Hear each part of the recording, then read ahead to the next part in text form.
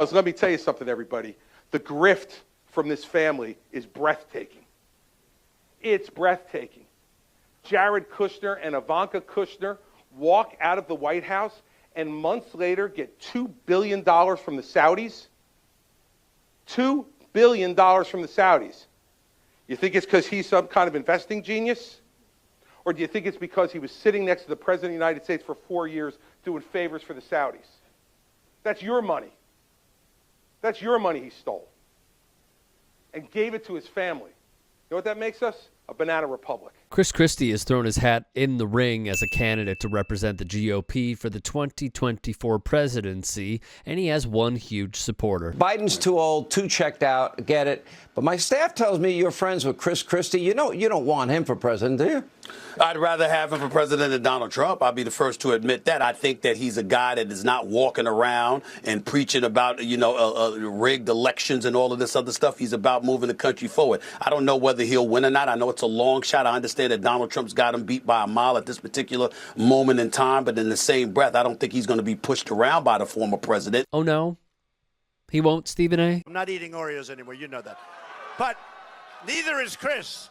You're not eating Oreos anymore. He fat shames Chris Christie every chance he gets. Trump even went so far as to say so when Christie launched his bid for the presidency and criticized the Trumps for taking Saudi money, which is no surprise, why Trump applauded the Live Golf PGA Tour DP World Tour merger. It is absurd, however, that Trump would attack someone on their weight as he was labeled obese per White House physician Dr. Sean Hannity. But then there he is, sitting on a beach that he closed himself. One rule for him, one rule for the rest of the people in New Jersey.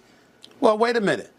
Why? Well, first of all, that's something that I'm supposed to be bringing up. I'm surprised you're bringing that up about a conservative and a Republican candidate. Way to go for you, Sean. But at the end of the day, I'm not sitting up here trying to campaign for Chris Christie or anything. Listen, the bottom line is he's certainly not a liberal. I thought Jeff Pearlman, esteemed author and journalist, had a really good take on all this. After Roland Martin chimed in, simply asking of Smith's endorsement, what the hell is he talking about? Pearlman replied with this that rings true. This is what happens when enough people convince someone who knows little that he knows everything.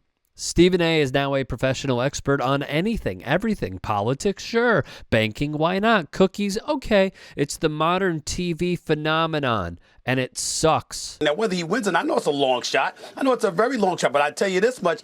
I'd vote for him before I'd vote for any of the Democratic candidates that I've seen. But that's not the same when it comes to DeSantis or Trump. And there it is.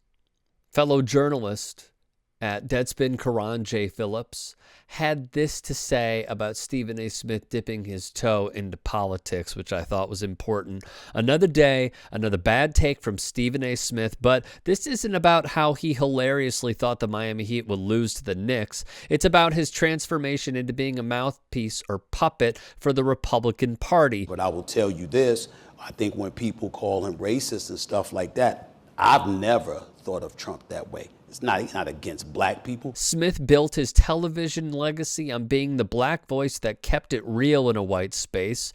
That hasn't been the case for years. It's especially even more damaging when you realize that most of the barbershop crowd that listens to him doesn't know the difference between Hannity, Carlson, Trump, or DeSantis. They just know that they're all white male Republicans, and when you befriend one of them, you befriend them all. But the fact that you got a foreign player that doesn't speak English, that needs an interpreter, believe it or not, I think contributes to harming the game. Stephen A. has become a household name by writing his opinion in columns or delivering takes on TV. Somewhere along the line, he's forgotten the first rule of sharing your views for a living, which is that whatever you say sticks with you, even if you evolve and apologize for it. So when someone whose public foundation was once built on being the voice of the people expands into sounding like the old white men he used to refute, you have to wonder if we're watching a backward evolution of the revealing of one's true self. Answer this question. Sure. Name one Republican presidential candidate you would vote for over Barack Obama. I don't want to say. He's speechless. I'm never speechless. I will say this though.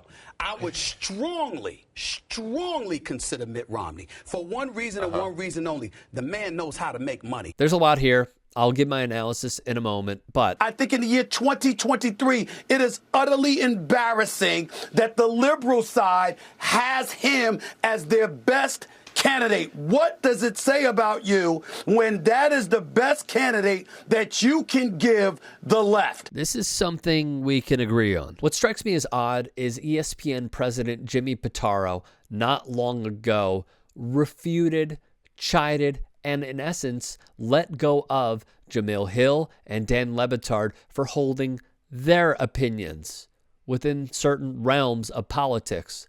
Yet with Stephen A. Smith, it is free reign, and he can take aim at whoever he wants at any point, no matter the party.